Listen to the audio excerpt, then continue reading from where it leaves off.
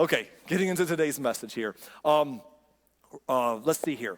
We are continuing our journey through, if you've been with us this year, you know we've been continuing a journey through the biblical narrative. We started back in early 2023 by jumping into the beginning of the Hebrew Scriptures, and we've worked our way all the way to the kings of Israel, the monarchy period, in ancient Israel. When they got to the Promised Land and they got their first kings, we've made it that far. Speak, Lord. So anyhow, we've gotten to King David's life. We've been on David's life for the past many weeks as we continue our journey. And it's been a good ride. By the way, David has been a hero in our story along the way so far, hasn't he? In a story narrative, you would call him the protagonist. He's the guy that we're identifying with. We're cheering for him as we read his story because he's done a really great job. I mean, he's largely been just stellar in all of his decisions, from when he was an unknown person writing songs to the Lord and watching his dad's sheep, to the part where he became anointed to be king. His star was rising in Israel, and then he was on the run as a fugitive, and then he was king of just, he's exiled from his own country. He's king of just the southern tribe of Judah, all the way to the throne of all of Israel. All through those years, 15, 20 years of his life, he has done the right thing over and over again and has trusted the Lord so beautifully. And as we read that, we've found ourselves maybe picking at a couple little details, but really cheering on David. Well, we've gotten to the spot last week where we started to see some of one of David's faults shining through. And that's good. The Bible's very good at fleshing out the heroes into being more realistic and telling us the whole story, right? And we're not getting a whitewashed history of who David was, nor are we getting just demonizing and canceling everybody, but we're seeing the whole picture.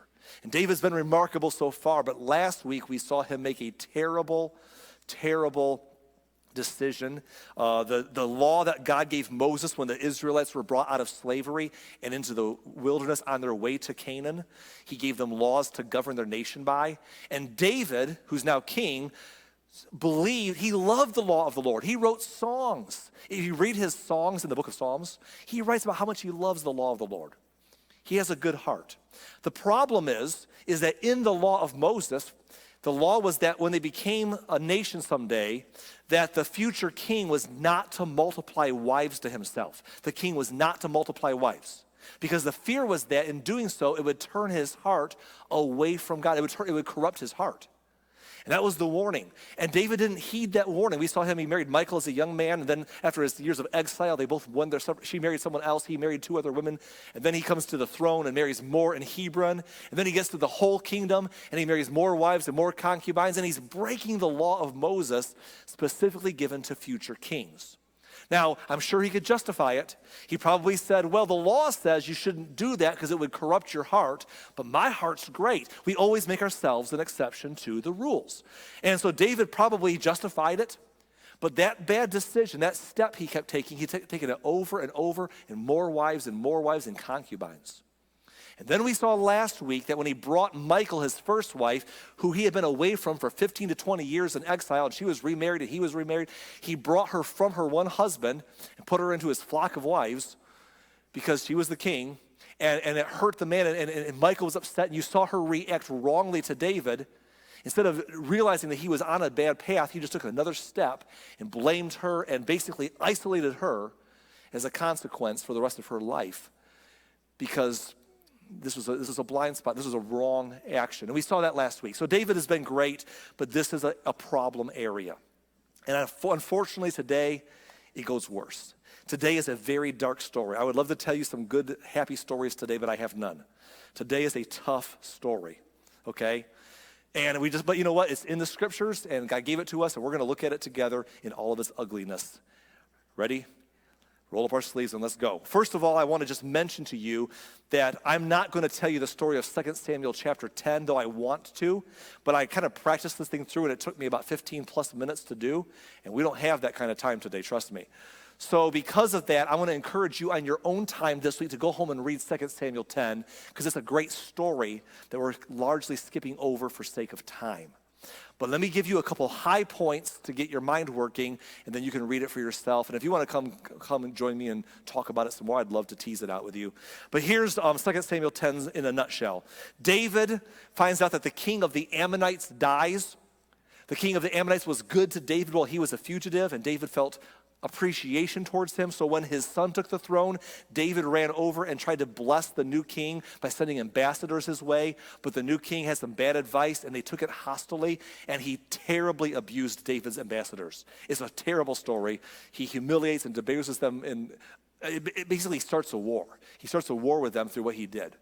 And that turns into bringing other nations into the war. And next thing you know, Israel, in an attempt at goodwill, is now fighting a war on two fronts, and that entire year is bloodshed. Now, at the end of the year, when winter sets in, Israel's won. They've done a good job.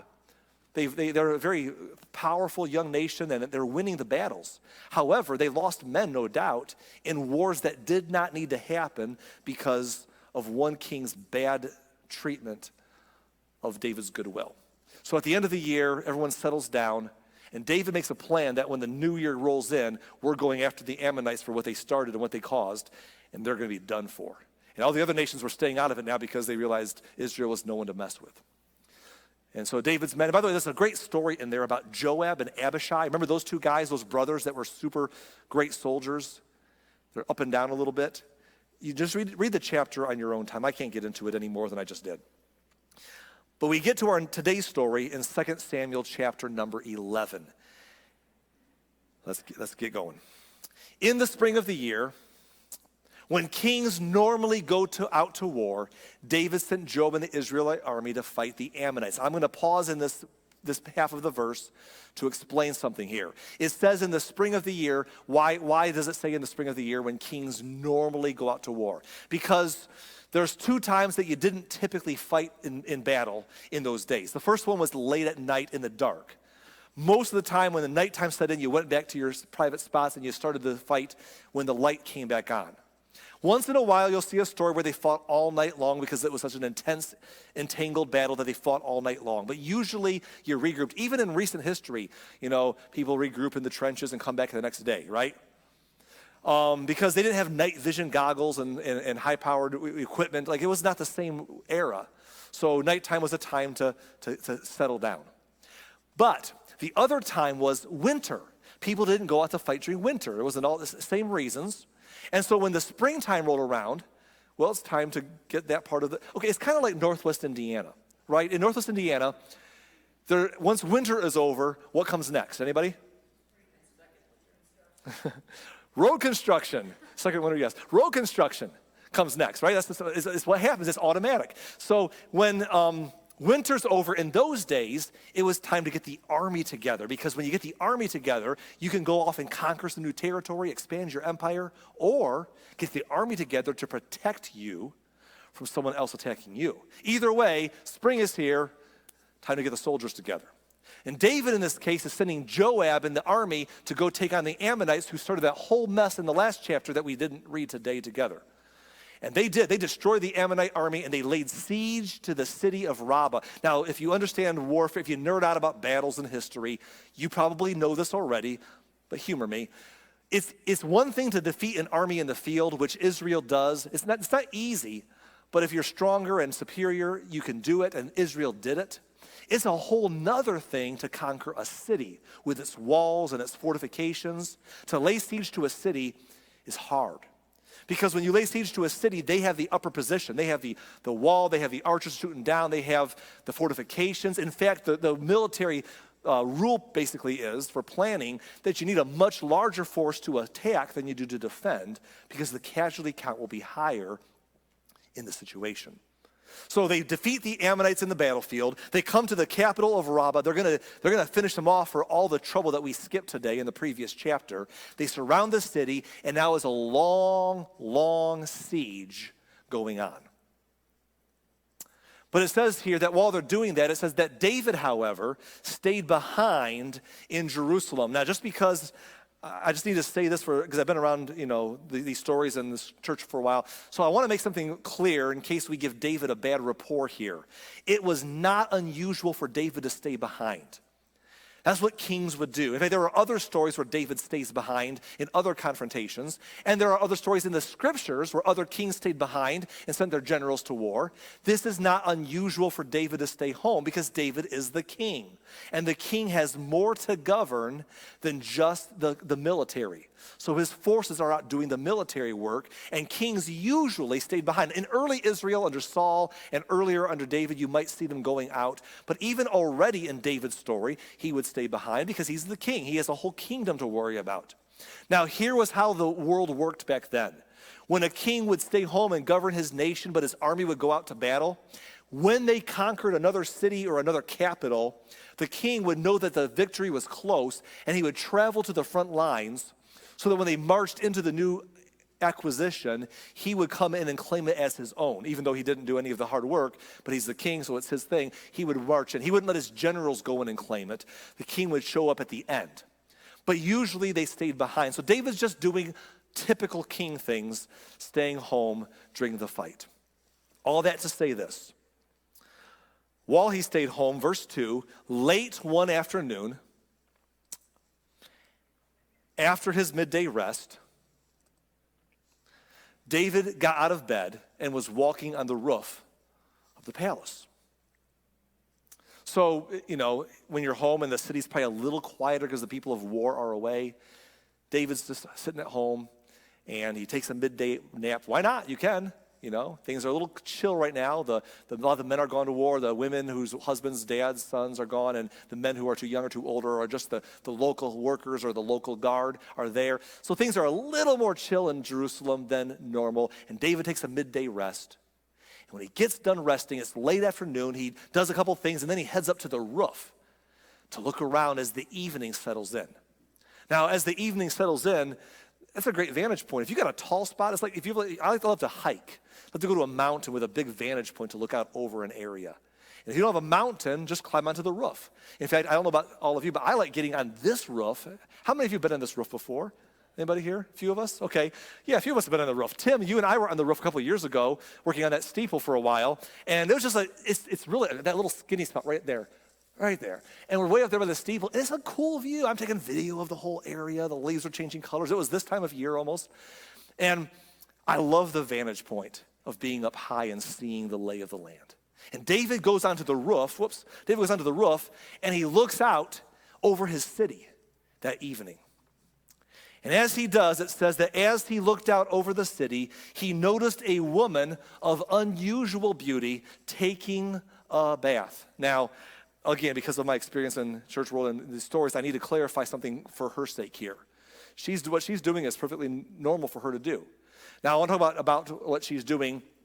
I must have taken a bath. But people back then, there was no running water. Just a couple of things that you need to understand to appreciate the story. There was no running water. No one went over and flipped on their shower and got it nice and warm and toasty and, to take a bath. People didn't take baths as often in those days because it wasn't as convenient. So just for those of you who don't like bad smells, just think about the world back then. And then if you lived in a rural area, you might have a body of water or a river to go to. If there was enough privacy, you can go down there. In cities, that was harder to do. If you lived in a city, you would have to they'd have public baths, people who would actually go through the trouble of having water hauled in and clean and freshened, and people could pay for a public bath in a city. But, of course, it costs money. And again, you just didn't do it every day for all those reasons. Now, the people who were a little bit more well-off sometimes had property where they have a nice backyard that was closed in, and they could have maybe some type of what they would call a pool in their, not like we would picture in today, but a pool in their backyard where they can go out and they could wash. And again, it wouldn't be all the time. No one did that. But it's a place to bathe when appropriate, which... I'm thankful I live in one. I'm glad I live today. Some of you, maybe, you're like the person who's like, no, I'm okay. I can go a while longer. But back then, that was everybody. Okay? So anyhow, this is a woman who is going out to her own property. Now, you'd have a property with some brush in the back, some shrubs, maybe some man-built fencing if necessary to create a private courtyard. By the way, there's stories about this in ancient literature. Remember those extra books that were written in the book of Daniel that are not included in our Old Testaments? The story of Susanna and others that you can read. They talk about similar stories. people of means who go out to their backyard, privacy enclosed, and they could bathe if they have the means to do so. So that's what's going on here. This woman goes out, and what we find in the story, not to be too personal, but it's written in the story, is that she's going out to follow her Jewish principles of purification because she just finished her menstrual period. That's what the story says, and we'll see that momentarily. So she's doing what she's going to do because that's the Jewish custom. There was very strict laws of cleanliness in that culture, fighting disease in ancient times, and laws about your very personal life. So she's going out in this 7-day period after that in her backyard, and she's taking a bath. The problem is, as private as it is, there is a vantage point. They live close to the palace because they're a prominent family. We'll get to that. And the palace is there, and if you're on the roof, but who would be on the roof? Who even thinks about looking at the roof? And if you did look at the roof, someone might not be there now, but are they there 3 minutes? I mean, you wouldn't even think about that. So she's just doing her own thing in the privacy of her own backyard. But then there's a peeper up there. David's walking around, and it says he sees her, and he's like, he noticed a woman of unusual beauty. So he's like doing this whole double take, like, whoa, hey. And then he's like a peeper. He's like standing up there on the roof, just kind of watching her in the privacy of her own backyard. So what does David do next? I mean, David's got all these wives and concubines and the things we just talked about. So David, verse 3, sent someone to find out who she was. And he was told, she is Bathsheba. He doesn't know her personally, may have seen her around. She is Bathsheba, the daughter of Eliam and the wife of Uriah the Hittite. Now, he knows those names because her father was somebody important. In fact, we'll see this way down the road. Her grandfather is someone important in the city. So she's got an important family background, and she's married to a man that David also knew named Uriah the Hittite. Now, let's talk about him. Uriah, what is he doing? He's a Hittite. What's he doing married to a Jewish woman, prominent in the Jerusalem? What's Uriah's story? Well, to be married by Jewish law, he would have to have converted to Judaism at some point. And now he's married to this woman, and he's living in the city. But here's what we know about Uriah. He was an elite soldier. When you read the books of Kings and Chronicles in the Hebrew Scriptures, when you read them, you'll see that David sometimes makes lists of people who were important in his administration, like leadership team names, some names we know from other stories, some names we don't know. He also makes a list of his elite special forces soldiers. Names like Uriah's on that list. There's a 37-name list in one spot and an 80-name list in another spot. And Uriah's on both lists. They're called David's mighty men. They're his special forces, his elite soldiers. And they made the Hall of Fame. They write their names down and immortalize them in the Hebrew Scriptures. So Uriah and other men on this list, many of them, they were with David back when David was running for his life as a fugitive. Remember how hundreds of people gathered to David and joined him in exile? A lot of his mighty men came all the way up through the ranks from the time that he was on the run. And as he grew, they grew with him. So Uriah's been around for a while, most likely. And at some point, he's a Hittite, but he joins David's force, probably in exile years. He's a great soldier. He's a man's man. And he sees Bathsheba, and then he converts to Judaism. I don't know why he converted to Judaism, but maybe it's because he saw a woman of unusual beauty, and he's like, then I saw her face, now I'm a believer, you know? So he decides it's time to, he becomes part of the nation. And he was a fine catch himself. He's a great soldier. So there's a whole thing going on. I made a Monkees reference, and I didn't get near enough of a response for that. Come on now, that was vintage. So I saw an eye roll, and I saw a few chuckles, a couple head shakes. Anyhow, so David is now got this man in his army. He lives close to the palace because he's a trustworthy person, and David finds out that the woman he's been gawking at is his wife, which is basically a warning, like, hey, David, it's Bathsheba, she's not available. She's the wife of Uriah, she's the daughter. Okay. So David is like, oh, I'm so sorry. And he says, I'm going to write her an apology note for peeping. Never mind, don't even tell her I was peeping. It never happened. It will never happen again. The end of the story. We move on. No, that's not what happens. It says in the next verse that David sent messengers to get her. And when she came to the palace, he slept with her. She had just completed the purification rites after having her menstrual period. So David brings her over. Can you imagine what she's going through? She just comes out, it's the evening, she's in her backyard, she comes in. She's probably thinking about her husband far away at war. Is he safe? How's it going? I missed him. She comes into the house and there's a knock on her door in the evening. Who would knock on your door in the evening? So she cautiously opens the door and there's several men standing there from the palace saying, the king wants to see you, come with us. Now, what would you be thinking? Just help me out. What would you be thinking if you were in her shoes and the king sends messengers to say, the king wants to talk to you right now? What are you thinking this is about? Probably something happened to her husband. Like something happened to my husband in battle, and he's important, and the king knows him, and he doesn't really know me, but he wants to tell me the news personally. She's probably thinking, oh no, I'm going to plan his funeral on the way over there. This must be bad news. So she heads over to the palace, and they usher her in there, and they usher her into David's private quarters. And then they leave. And after a few minutes, it becomes obvious that it's not about her husband. It's about her. And David abuses his power, one more time, in this case, worse than he ever has before, to sleep with her. Now, just in case, because I've been around, I know people sometimes will refer to this as adultery or an affair. And that's not fair to Bathsheba in the story, because she's in a vulnerable spot, and David is the king. What's she supposed to do?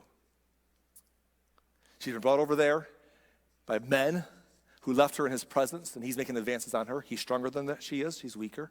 He's the king. He can do whatever he wants to do, make your life miserable. He's the king. You're in his turf, in his personal quarters, and the people who brought you are not in the room, but they're not far away, and he sleeps with her. And there's a couple Hebrew words that reinforce I won't get into the Hebrew because no one cares about that besides me probably, but there's a couple Hebrew words that reinforce this idea, but without going down that path. Notice that it doesn't say they slept together. He slept with her. He used his power to take her, his authority, his position. Today, and women didn't have the kind of rights. We discuss this all the time. In ancient times, women just didn't have the rights and treatment they ought to have. Today, that wouldn't fly. People do that and they cover it up and it comes out. You start movements in protest of that. CEOs get fired by their board of directors. Presidents or governors get impeached. Things happen consequentially today. But in that day, what David did is what David did. And then she goes home. Then she returns home. And what is she thinking on the way home? Like, whoa, what just happened? She go back to the pool again? I don't know what she's going to do. She just goes home. Shocked, and the days are left to process. And you're looking at David saying, David, what are you doing? But this is the culmination of a pattern that we've seen developing ever since David ignored Deuteronomy 17:17 and added wives and then mistreated his first wife. In the process of doing that, he's taken another step every single time. And now he's done something that I don't think David ever imagined he would do. But they never thought he would go that far. But he did. And if I can pause the story and just say this to all of us today, that's what happens in life. Be very careful, because sometimes we could end up in some place we never dreamed we would. And we might ask ourselves, how did I get here?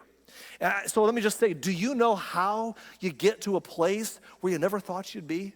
Like, I would never do that. I would never go there. I would never be that person. I would never end up in that spot. How do you get to a place you never thought you'd be?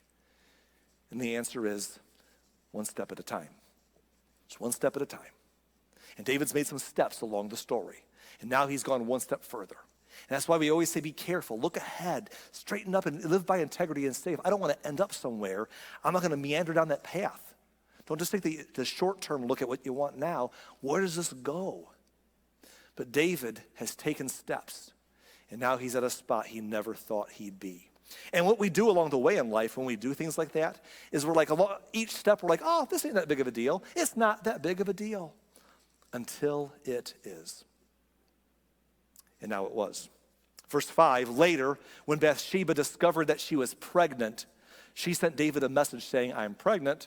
I'm not sure David maybe felt bad after he did what he did. Like, he got that out of his system, and he's like, well, I can't believe I did that with Uriah's wife, and I'll never do it again. We'll just pretend it never happened. And then, you think you've moved past it, and it's all behind you. Then the weeks tick on, and all of a sudden, I'm pregnant. Oh, that's how that goes. Now what am I going to do? Now I thought I evaded something that has come back to bite me. And David is in a pickle. So David's going to do the right thing. He's going to either now or at the end of the war call Uriah back and say, Uriah, I blew it. Uriah, here's what I did. And he's going to face the music. It's going to be ugly. Like, it's not going to be a pretty conversation. There's going to be some reparations and who knows what else, right? But David's going to face Uriah and do the right thing after this, correct? No. David is going to move into full-on cover-up mode. And that's where the story gets really dark. Verse 6, then David sent word to Joab. He says, send me Uriah the Hittite. So Joab sent him to David, and Joab must be frustrated to say, why am I sending one of my best elite soldiers to David? Why do these messengers want? I could use Uriah out here. Okay, Uriah, what happened? Go. The king wants to see you. So Uriah is brought back with these messengers to see King David in the middle of a war. And remember, he's a special forces trooper. Verse 7, when Uriah arrived, David asked him how Joab and the army were getting along. How was the war progressing? And I imagine Uriah's thinking, it's progressing pretty well. Be even better if I was out there. That's where I ought to be. I mean, come on now. Why'd you pull me out of the battlefield? It's kind of like pulling Justin Jefferson off of the sidelines in the middle of the game, or Patrick Mahomes, or for all you Taylor Swift fans, Travis Kelce off the field in the middle of the game and saying, hey, why don't you sit on the sidelines with me and let's talk about how you think the game is going. And you're like, coach, the game would go a lot better if I was in the game. That's what David's doing. He's like, got Uriah back at the palace. How's it going? Good. Good, that's good to hear. I'm glad to hear that, Uriah. Thank you for the report. Hey, by the way, then he told Uriah, go on home and relax, you know. You've been gone a while. Your wife of unusual beauty, or so I'm told, I have no idea, is back at the house. And so go back and see her. And, maybe you guys can, catch up a little bit, wink, wink. So David even sends a gift to Uriah after he left the palace, which implies that he sends food and a feast and some wine. He's like, come on, buddy. Have a good night. But Uriah did not go home. He slept that night at the palace entrance with the king's palace guard. So the palace guard would have people who were stationed 24/7, and so at nighttime you'd have people on shifts, and the guys who weren't working on guard duty would be sleeping in some kind of bunkers near the entrance, and Uriah just goes out there and sleeps with the other guards. And David's thinking he went home and problem solved because, if about 8 to 8.5 months from now she's pregnant, we can, early birth, So he thinks he's covered his tracks. But the next morning he realizes that Uriah did not go home. When David heard that Uriah had not gone home, he summoned him and asked, what's the matter? Why didn't you go home last night for being away for so long? Come on. And Uriah's answer's got to sting a little bit. Let's just look at it. Uriah replied, the ark of the Lord and the armies of Israel and Judah are out living in tents, and Joab and my master's men are camping in open fields. In other words, they're fighting and they're bleeding and dying and serving and sacrificing for our nation. How could I go home to wine and dine and sleep with my wife? Who would do such a thing with my wife? I swear I would never do such a thing, ever. And David's got to be like, oh, ouch. And so the question is, does Uriah know what David did? Now, I don't think Uriah knows. But there are some people who speculate that Uriah knew. And if you'll allow me the extra time, I want to tease that thought out a little bit. That some speculate that Uriah knew. And the reason they think so is because this wasn't a secret. David has sent messengers to find out who Bathsheba was in the first place. So there were witnesses. Messengers brought her to David. Messengers brought her the news that she was pregnant, and messengers went to get Uriah to bring him back to David. And people, come on now, people talk. In administrations and every other place in the world, people leak the juicy gossip. Everyone's got to tell that one other person. Maybe Uriah's coming back from the battlefield, and as they're camping by the fire on their return trip, one of the guys says, Uriah, I don't want to be out of line, but you should know something has happened while you've been away at war with your wife and the king. And maybe Uriah is saying to David, we got a war going on. In the name of this nation and its honor, our king is, our people are out there fighting and bleeding and dying and sleeping in tents in the fields. Who would be back at home sleeping with Bathsheba? Drink something like that, That'd be painful. But I don't think Uriah knew. I do not think Uriah knew. That's just a speculation. I think he did not know, and here's why. Because David was in full-on cover-up mode, which means David's got his trusted people on the job. because the whole thing falls apart if Uriah knows what's happening. So I think David's covering it up pretty well. So Uriah comes back and he stays by the palace guard that night out of integrity. Because it was not uncommon, by the way, in history for soldiers, especially elite soldiers, to abstain from partying and from women before going into battle to make themselves sharper and more ready. And so Uriah's like, those guys are out there, my buddies, my team, the guys I stand side by side with, we bleed and fight and die together. That's my guys. We're loyal to each other. I'm not going to have them out there sleeping in the field while I'm pulled back here and go home and wine and dine and sleep with my wife. That's not fair. I'm a part of a group. We stick together, and I'm staying out here and sleeping with a guard out of my integrity. But when David hears that, does that sting a little bit?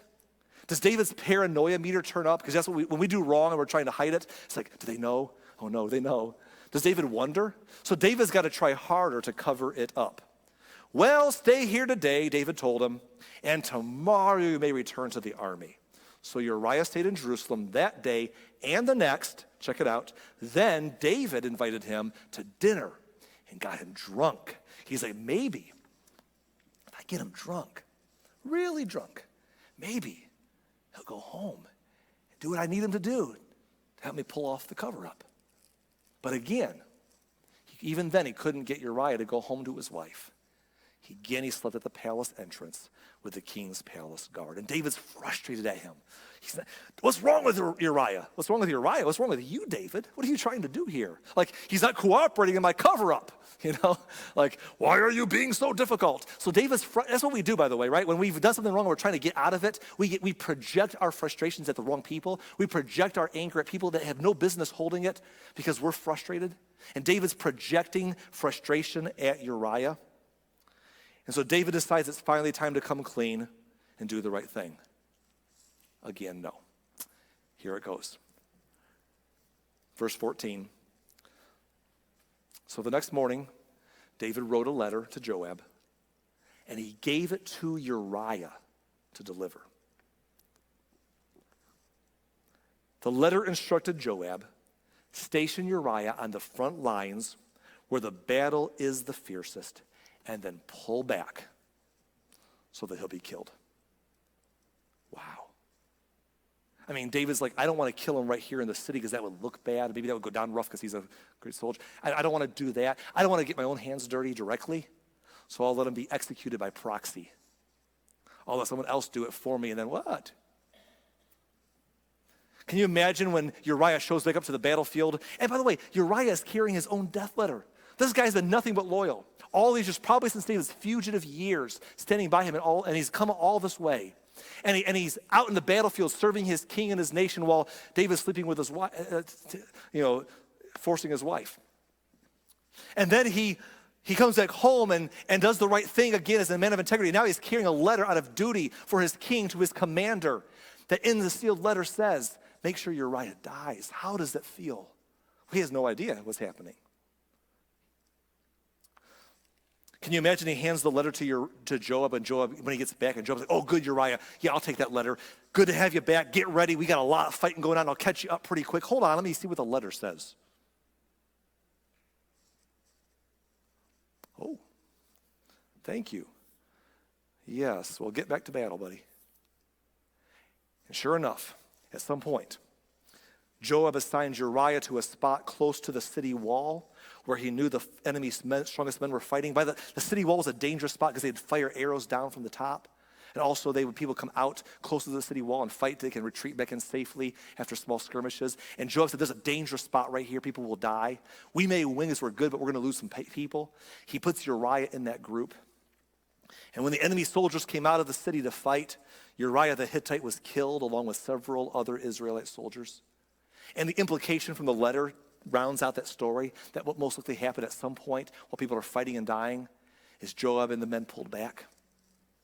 And I wonder because we don't know, if Uriah dies before he knows what's happening, or does Uriah have a moment where he turns around and he notices Joab and his buddies pulling back, and he's like, what are they doing? What's going on? And he's in a terrible spot, and he's being abandoned.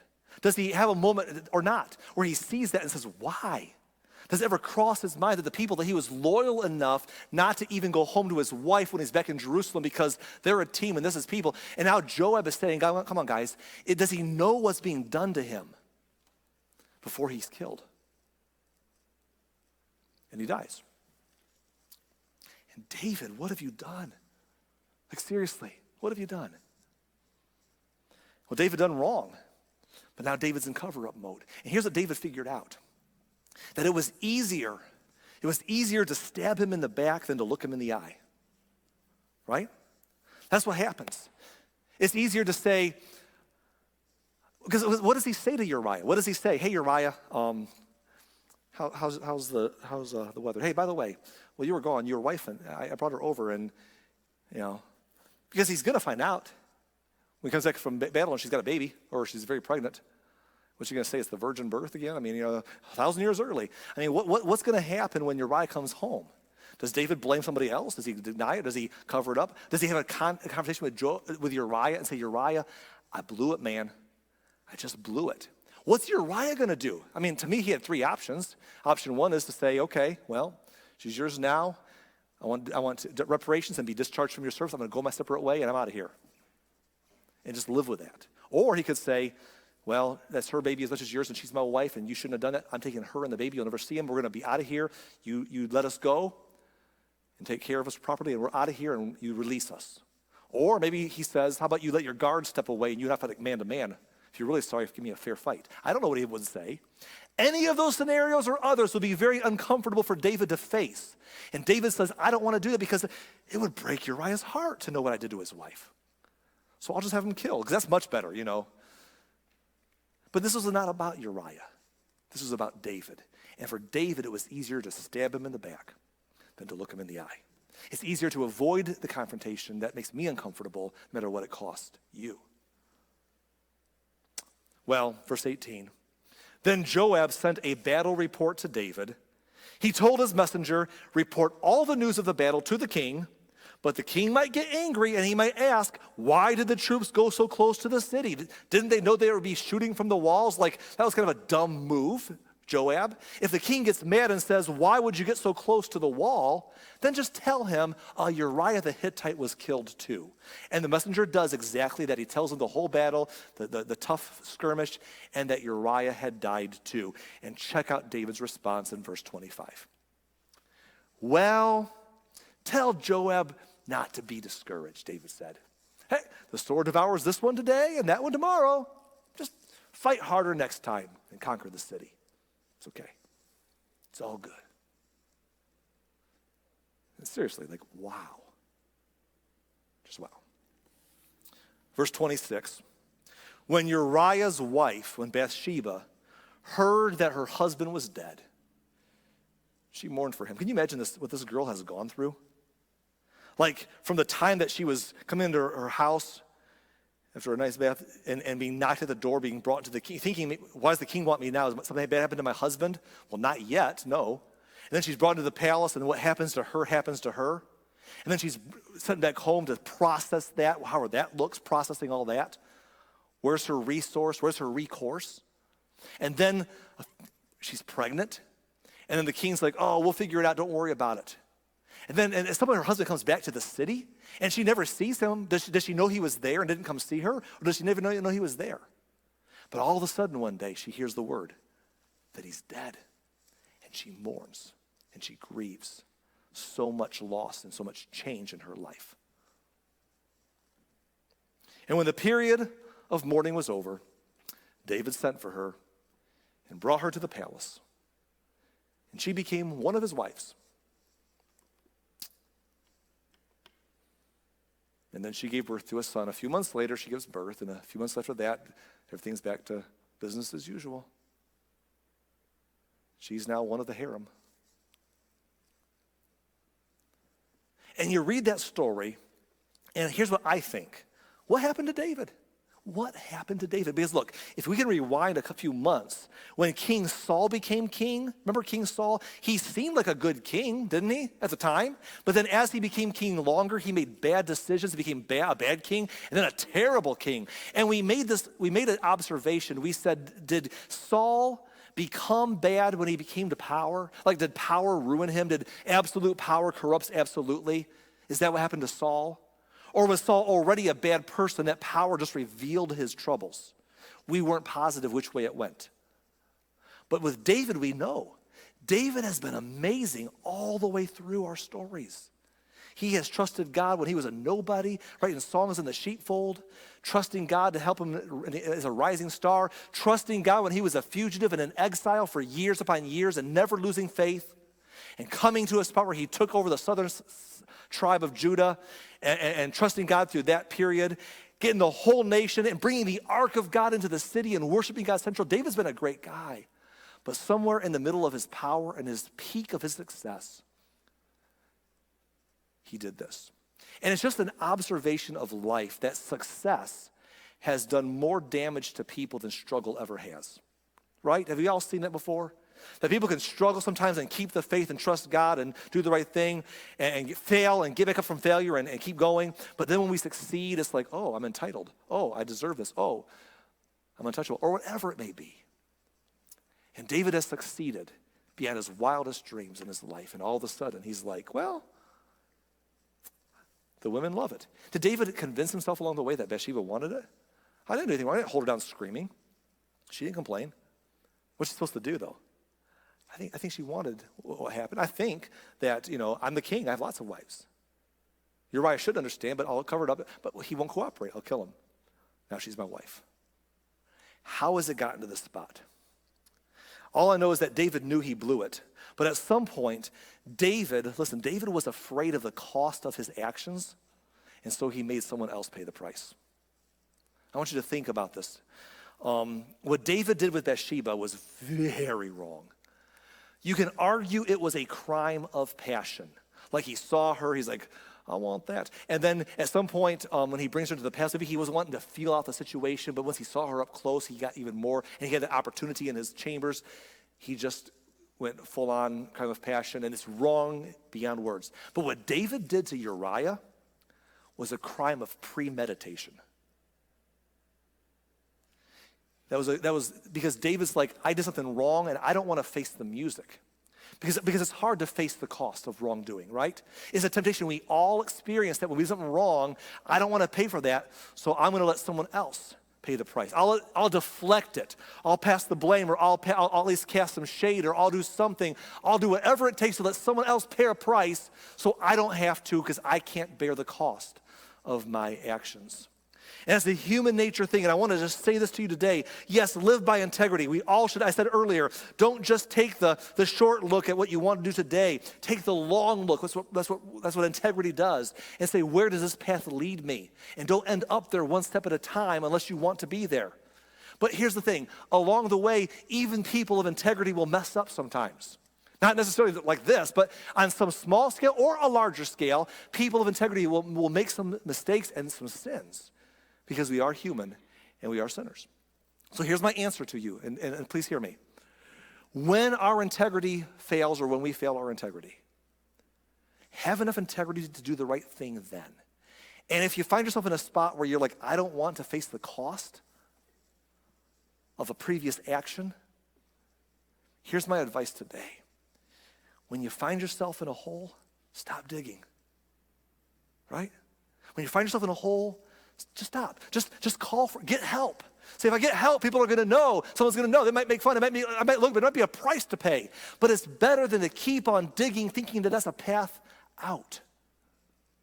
Integrity says it's time to own our actions. So I want to share a verse with you that's not in the story today. It's a verse that's interestingly written in a book of Proverbs written largely by David's son, the future King Solomon. By the way, Solomon has a very interesting attachment to today's story that we're going to get to a different week. But Solomon would someday be the king after David dies. And just like David wrote songs to God and are included in the book of Psalms, Solomon wrote songs to God also. He wrote the Song of Solomon. And he also wrote wisdom literature like Proverbs and Ecclesiastes. And in Solomon's writing of Proverbs, he makes a statement that he had to have experience with, and maybe even this story would play a role. Here's what Solomon wrote in Proverbs 28 in verse 13. He said, people who conceal their sins will not prosper. People who cover up their sins will not prosper. But if they confess and turn from them, they will receive mercy. Now, does the fact that when we confess, when we own what we've done wrong, when we have enough integrity to face the music, does that mean that we'll receive mercy means there's no consequences? No, it doesn't mean there's no consequences. It means that the consequences that still come are laced with some mercy. It's kind of like in the court system when someone breaks the law and commits a crime and they're put on trial.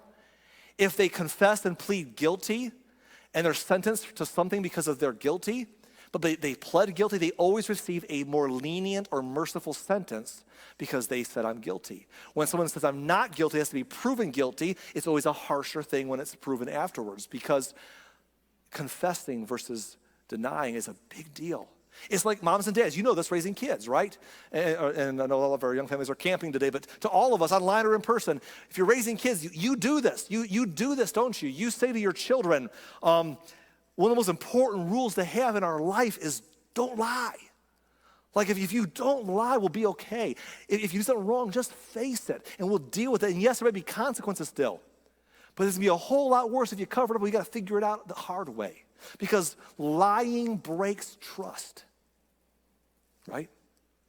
And lying damages the relationship. So what do you teach your kids so that when they're adults they'll do someday? Is don't break trust and don't damage the relationship. Tell the truth. If you have two rules in your house, one of them should be don't lie. And that's what you should do. And everything should be about rebuilding the relationship that is damaged. And so that's what the scripture says. Solomon says, listen, when you cover up your sins, you won't prosper. You might prosper a while longer. You might get by with it for a while longer, but at some point it will catch up. But when we confess, as hard as that is, and when we turn from what we've done and we just own it, though there may be some consequences we don't want, there's at least mercy involved when someone, don't we all know when someone comes to us and they've wronged us and they own it, we might not be happy, we might have fallout still, but we appreciate them coming with humility and honesty, and it usually makes it better than if they just try shenanigans. People who cover up their sins don't prosper. Maybe for a while, but when and if we confess and turn from them, we receive mercy. And I know what someone might be thinking in the story today. You're thinking, Arlen, cute proverb, yay. But I don't think it's true, because David got away with it, right? I mean, look at the story. He slept with a girl. Consequences came. He got her husband killed. A year later, she's got a baby boy. She's in his posse of wives, and he's got one more heir to one more child in his name. Turned out pretty okay for him. But the story's not over. In fact, the chapter ends. We didn't read the last sentence. The chapter we've been reading today ends this way. It says, but the Lord was displeased with what David had done. The Lord. No one fooled him. It's kind of like when people are committing crimes or stealing something or doing something wrong. They always look to the left, look to the right, make sure no one's watching, but they always forget to look up. And David took care of all the horizontal fallout of his decisions, but he forgot about the vertical. And the Lord was displeased with what David had done. And that brings us to the rest of the story. And I know it's a heavy story today, but I got news for you. The next story is so powerful, you don't want to miss it, because it does bring consequence, and it does bring mercy, and it does bring acknowledgement, it does bring this tragedy and healing. And it makes this thing come together in a really remarkable story next Sunday you won't want to miss. But for today, as we wrap this up, here's what I would say. How are you doing? Are we being people of integrity? Listen, and none of us are perfect. This is a heavy story, but please follow. It's the story in our scriptures that we came to next. Here's what I want to beg you to do. As you walk down the path of life, come on now, and you're tempted to go down a path that you don't want to end up down, but you kind of want to meander down for a little ways, please understand that one step at a time is how we get someplace. So have enough integrity to just stand up straight, take the long look and say, that's not a good place to go, and walk away. Find a path that ends up where you want it to go and walk down that path even if it's hard. But come on now, listen, before I'm done. If today you found yourself in a spot where there's something you need to face, someone you need to apologize to, something you need to own up to, something you need to confront, and you're scared to because you don't want to face the discomfort of the situation, I would just plead with you for the sake of that relationship, of all of your life, to trust God's word, to trust God's word. That when we conceal and cover up our sins, we won't prosper. We might go a little longer, but it does come around. That's just how it works. But if we confess, and if we own it, and if we face it and turn away, we will receive mercy. That's how it works. It's maybe a matter of faith, trusting God's ways over our own. Let's pray.